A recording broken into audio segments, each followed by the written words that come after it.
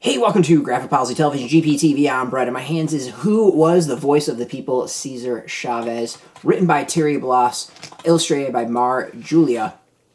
Alright, so I'll admit, I really know the basics of Cesar Chavez. I know he was big with the farm workers, union organizer, and that was kind of like the end of my knowledge. I really don't know specifics. And, it's cool. I don't know all history and don't know all political history. But I know he was a very important person when it comes to the labor movement, especially the farm workers.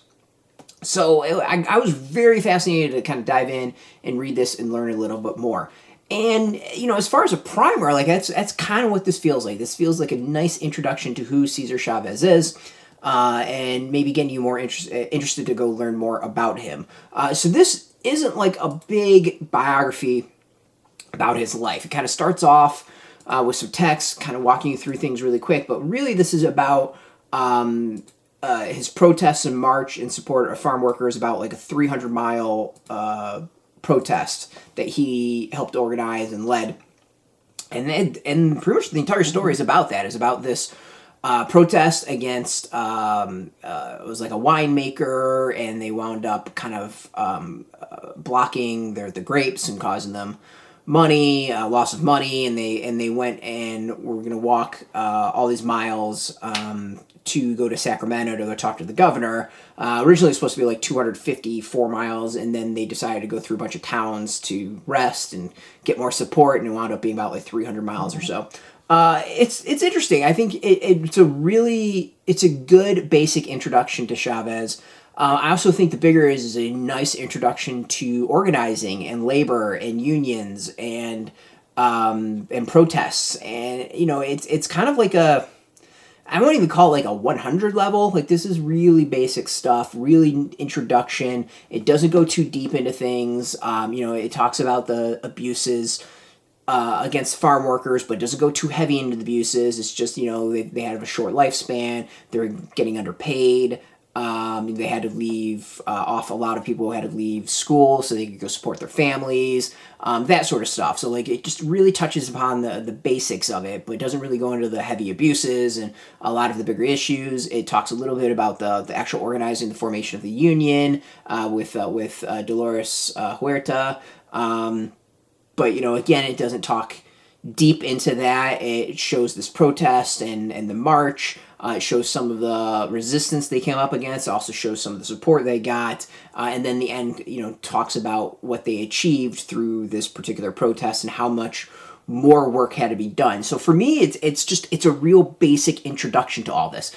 And it's totally fine. It's totally cool. I think it's good. And these seem to be geared more towards people who don't know their don't know the subjects or the people at all. I'd say towards younger readers, kids who might have to learn about somebody.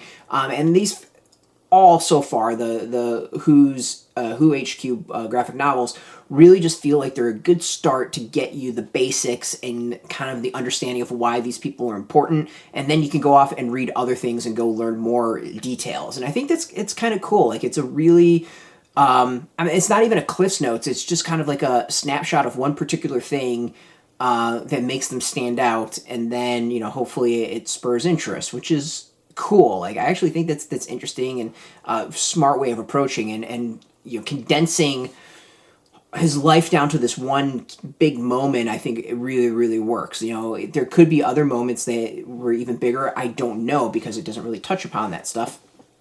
But this seems to be a good encapsulation and a good microcosm of all the work that Chavez does or did. So yeah, if you're kind of interested in that, to me it feels like just a good intro to everything. The art is cool. I don't know quite how to describe it, but it works. It works really well. All the people are very identifiable. They all look different. Clothes change, and the backgrounds look really solid. It's good work, and it's friendly, and I think it's friendly for kids, who this seems to be geared towards.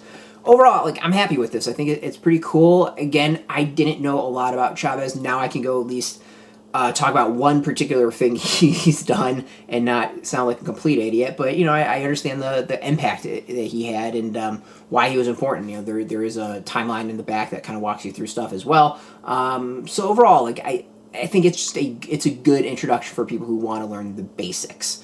Out now in shops, you can go get it. We got a link beneath this video. Put in your zip code. You can find a comic shop. It should be available in comic shops. If it's not, you can go get it at bookstores. We got a link beneath this video. There'll be affiliate links where you can purchase from, and that supports our site. So thank you. And speaking of support, I want to thank Penguin Workshop, Penguin Young Readers for hooking us up with the review copy. And of course, thank you all for watching.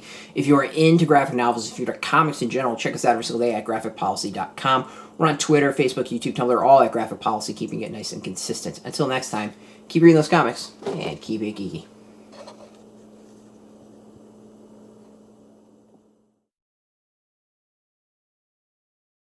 Hey, thanks for watching the previous video from Graphic Policy Television. Just by watching, you help support our site. Thank you so much. Now, if you're watching these videos, you probably care about geeky things like movies, television, comic books, toys, games, video games, you name it. You can go and subscribe right now to our YouTube channel to stay in touch and catch all the new videos, or check out our website at graphicpolicy.com. There's a nice link on this end of the video. But as always, thank you for watching. Keep on rocking and keep it geeky.